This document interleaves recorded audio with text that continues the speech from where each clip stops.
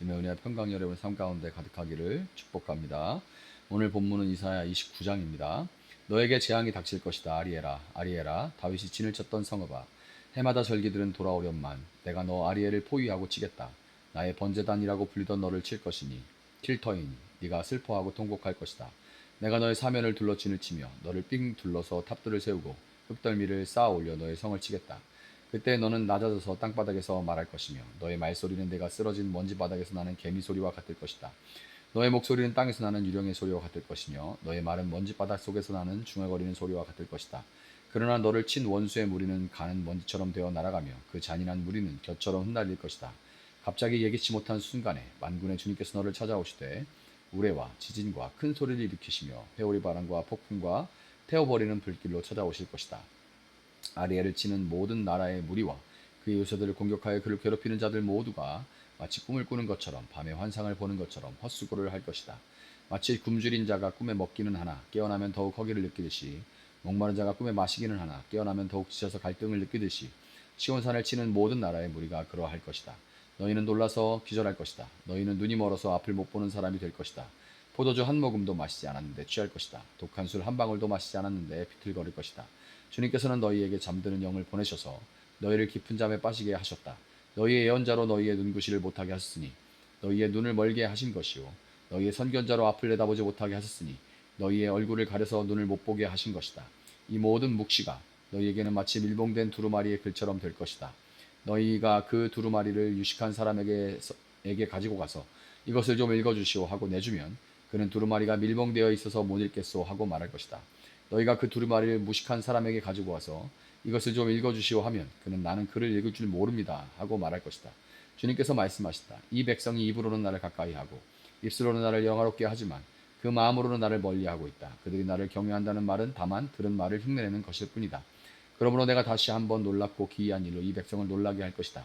지혜로운 사람들에게서 지혜가 없어지고 총명한 사람들에게서 총명이 사라질 것이다. 주님 몰래 음모를 깊이 숨기려는 자들에게 재앙이 닥칠 것이다. 그들은 어두운 곳에서 남몰래 음모를 꾸미는 자들이다. 누가 우리를 보라, 우리를 알랴 한다. 그들은 메살을 거꾸로 뒤집어 생각한다. 진흙으로 옹기를 만드는 사람과 옹기장이가 주무르는 진흙을 어찌같이 생각할 수 있느냐.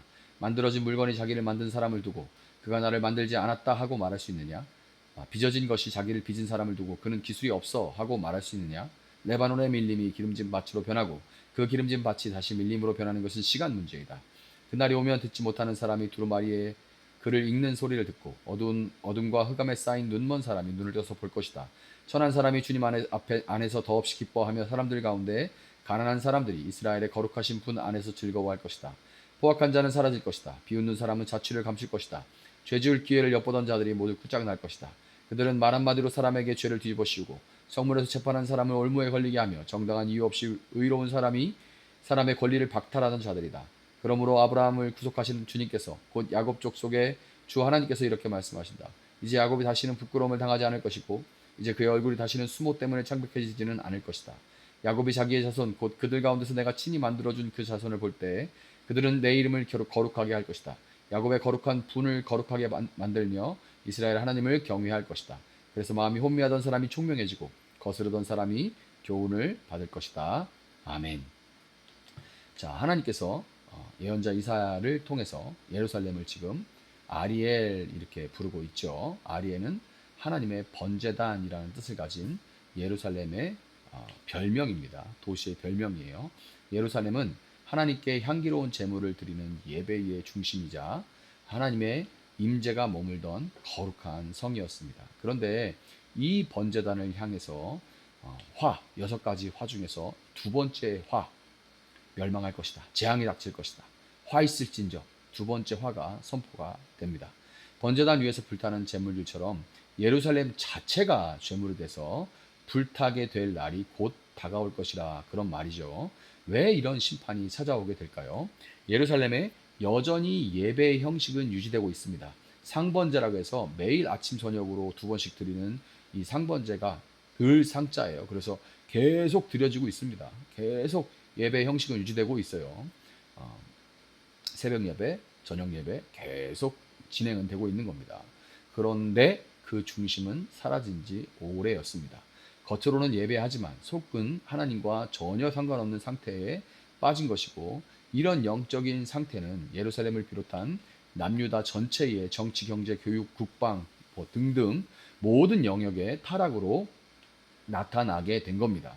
하나님은 중심이 없이 형식만 남은 예루살렘의 이 예배와 삶을 받지 않으셨고, 그것은 오늘날 우리 역시 마찬가지입니다.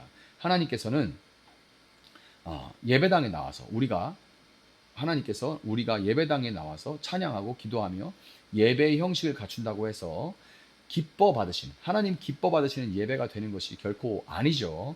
하나님께서는 단지 형식적인 제사가 아니라 상한 마음, 상한 심령과 통회하는 마음, 진실한 예배자의 중심을 찾으시는 거예요. 그러면 어쩌다가 사랑받는 성읍 예루살렘이 이런 상태에 빠지게 되었을까요? 너무나도 두렵지만, 이런 상태의 예루살렘 거주민들과 예루살렘이 이런 상태에 빠지게 된 것은 특별히 저와 같은 영적인 지도자들이 10절과 같이 잠드는 영, 즉 영적인 무지와 게으름에 사로잡혀 있기 때문입니다. 이것이 가장 큰 원인인 거예요. 그들은 말씀을 읽지도 않았을 뿐더러 봉인을 풀려고 하지도 않았습니다. 목회자라고 성경 많이 읽는 거 아닙니다. 읽는다고 해도 그 말씀을 이렇게 되새김질하고 묵상하는 거 아니에요. 그리고 봉인을 푼다고 하는데, 봉인을 푼다는 것은 성경을 연구하고 묵상해서 바르게 해석하는 것을 말합니다. 무지와 게으름으로 그저 여기저기서 남의 글들, 그럴듯한 예화를 가져다가 사람의 교훈을 이 예루살렘의 영적인 지도자들은 이렇게 하고 있었던 거예요. 봉인을 풀 생각조차 하지 않고. 그 결과 사람들은 신앙생활이 아닌 교회 생활을 하게 됐습니다. 교회의 질서, 전통, 형식적인 율법을 지키는 데는 능했지만 영적으로는 굶주려서 하나님 말씀 앞에 떨면서 그 말씀을 붙들고 일상을 살아가는 것이 아니라 지극히 외식하는 자들이 돼버렸던 거예요. 교회 생활을 잘하니까 신앙이 좋은 것처럼 보여요. 그런데 그 속은 너무나도 가난하고 너무나도 가난해서 굶주려서 하나님 말씀을 제대로 먹지도 주지도 않지만, 그러니까 영양실조에 당뇨병에 달달한 것만 먹으니까 당뇨병에 이런 상태, 아주 중증에 빠져 있는 겁니다. 하나님은 13절에서 이렇게 말씀하십니다. 이 백성이 입으로는 나를 가까이 하고 입술로는 나를 영화롭게 하지만 그 마음으로는 나를 멀리하고 있다. 그들이 나를 경외한다는 말은 다만 들은 말을 흉내내는 것일 뿐이다. 하나님의 영광을 위해서, 하나님의 영광을 위해 이런 말들을 그냥 무슨 입 바른 소리처럼 하는데, 진짜 하나님의 영광을 위해 산다는 것이 뭔지 깊이 묵상하고 삶 가운데 그것을 치열하게 고민해 본 적이 있나요?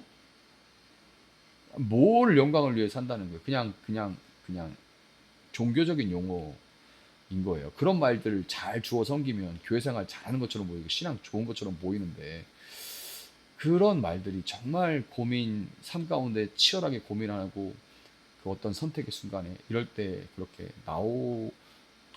녹아진 것들이 나오는 건지 잘 모르겠습니다. 흉내내는 것 뿐인 거죠. 그런 게 있어서 그냥 흉내내는 거예요.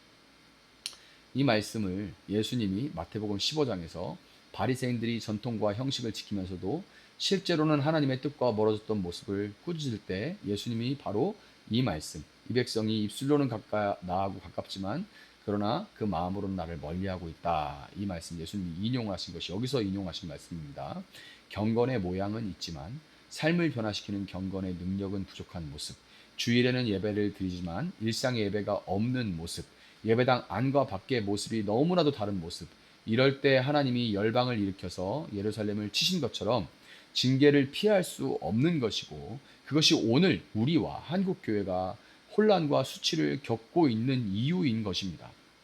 그렇지만 여러분, 하나님이 열방을 들어서 예루살렘을 징계하신 것은 결코 열방이 예루살렘보다 더 의로워서 그런 것은 아니죠. 그저 하나님의 도구로 그들은 사용되었을 뿐인 거예요. 우리 역시 하나님을 예배하지 않고 세상을 예배했기 때문에 세상으로부터 어려움을 지금 당하고 있지만, 마치 굶주린 자가 꿈속에서 먹었지만 여전히 배고프고 목마른 자가 꿈속에서 마셨지만 여전히 갈증을 느끼는 것처럼, 그 세상은 교회를 마치 먹은 것처럼 마신 것처럼 그렇게 생각하고 있겠지만, 그러나 세상은 끝내 교회를 삼킬 수는 없다는 것을 기억하시기를 바랍니다. 하나님의 심판은 결코 심판으로만 끝나지 않기 때문이죠. 징계 자체가 목적이 아니기 때문에 반드시 회복의 약속이 주어지는 것입니다. 17절 보면 레바논의 밀림이 기름진 밭으로 변하고 그 기름진 밭이 다시 밀림으로 변하는 것은 시간 문제이다. 이렇게 얘기하죠. 유명한 산림 지역인 이 레바논이 경작지로 변한다는 것은 뒤바뀐 질서, 즉 회복된 창조 질서를 말하는 겁니다. 하나님은 징계하시지만 징계를 통해 반드시 보지 못했던 자들을 다시 보게 하시고 듣지 못했던 자들, 안 들려서가 아니라 안 듣는 거예요. 관심도 없고. 그래서 그냥 귀가 있으나 듣지 않는 사람들을 듣도록 징계 가운데, 고난 가운데 그들의 귀가, 마음이 가난하니 귀가 열려 듣게 되는 거죠. 그때서야 안 들리던 얘기가 들리는 거죠. 보지 못했던 자가, 바로 앞에 있어도 보지 못했던 자가 보게 되는 거죠. 그런 자들이 다시 하나님의 말씀을 듣지 못했던 자들이 듣게 하나님 만드실 거예요. 그리고 19절, 천한 사람들이 주님 안에서 더없이 기뻐하며 사람들 가운데 가난한 사람들이 이스라엘의 거룩하신 분 안에서 즐거워할 것이다 와 같이 다시금 예배의 기쁨을 회복하시고 경건의 모양만 남은 외식의 삶이 아니라 우리로 경건의 능력을 갖고 살아가도록 하나님은 만드실 것입니다. 하나님은 오늘 본문을 통해 우리 신앙의 본질을 점검하라고 말씀하고 계십니다. 나는 하나님의 말씀을 펴고 있는가? 아니면 여전히 그것을 봉인된 채로 두고 있는가?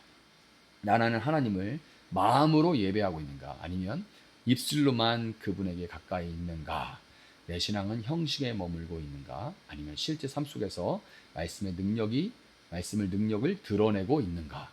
예수님은 우리의 아리엘이 되셔서 십자가에서 자신을 불태우시는 제물이 우리를 대신하여 되어 주셨습니다. 그리고 그 제물이 되신 예수님의 희생으로 인해서 우리는 더 이상 심판받는 예루살렘이 아니라 말씀을 듣고 순종하는 하나님의 새 백성, 진정한 평화의 도시 예루살렘이 되었습니다. 이제 우리는 경건의 모양만이 아니라 능력을 회복해야만 합니다. 성령님을 의지해서 말씀 앞에 깨어 있고 중심으로 하나님을 예배하는 참된 믿는 자로 살아가기를, 또 살아내기를 예수님의 이름으로 축복합니다. 잠시 기도하겠습니다. 사랑하시는 주님 감사합니다.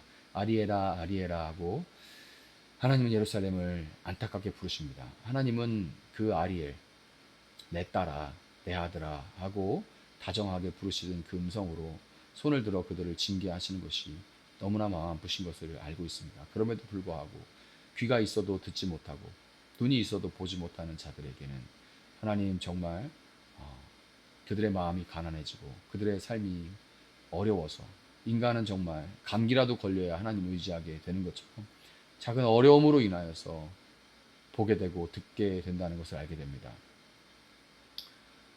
하나님을 예배했던 아름다운 성전의 도시 예루살렘이 그 자체가 제물이 돼서 태워진 날이 왔지만 하나님을 그들을 회복하셨습니다. 그리고 우리 역시 회복하실 것입니다. 그래서 주님, 우리가 정말 그렇게 회복하시는 주님을 신뢰하고 우리 삶 가운데 하나님을 예배하는 삶이 삶 가운데 온전히 드러날 수 있기를 기도하며 나아갈 수 있도록 주님 도와주시옵소서. 정말 또 이 말씀 붙들고 하루를 살아갈 때에 정말 주님의 아리엘로 살아갈 수 있도록 주님을 예배하는 자로 살아갈 수 있도록 도와주시옵소서. 감사하며 예수님의 이름으로 기도합니다. 아멘. 오늘 주신 말씀 붙들고 계속해서 기도합니다.